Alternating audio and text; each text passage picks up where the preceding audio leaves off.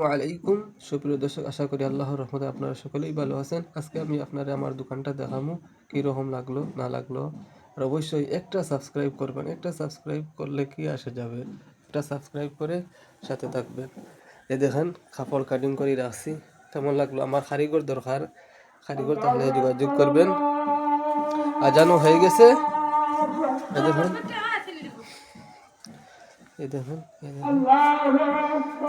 আমার এর সাথে ব্যবসা অন্যটা আর একটা ব্যবসা মানে সাথে রাখছি, কারণ একটা করে তো চলা যাবে না। এই দেখেন, দেখেন, এই দেখেন, দেখেন ফ্রিজও।